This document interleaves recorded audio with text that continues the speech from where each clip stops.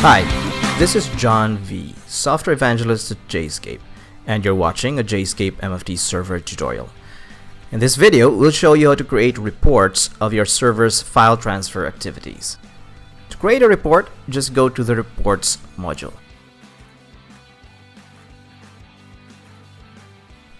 Give the report a name, and then select from the various metrics provided, such as daily statistics, hourly statistics, top downloads, uploads detail, and so on.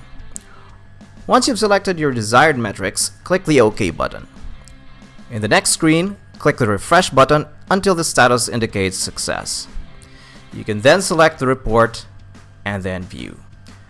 Now, because these reports are based on domain log data, you could use certain criteria to generate log search results and then use those results to narrow down the source data that will be used to generate your report. Like, what if you wanted to know the top uploads or monthly statistics of file transfers that only involve, say, image files? In JSCAPE MFT Server, this would entail the use of regular expressions to match certain values in the server message column of the logs.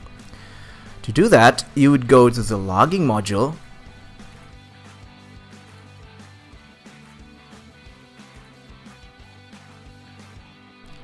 give the search a name, and specify your criteria. So we set the date range, select server message, matches, and then enter our regular expression. We want to match files whose extensions indicate image files, so capture JPEG, GIF, bitmap. Once you're done, click search. To make sure that search results was generated successfully, you can go to the Results tab and click the Refresh button until the status is 100%. From there, you can now go back to the Reports module and add a report. But then when you do that, you now tick on the Search Results checkbox and then select the name of the search result you created earlier.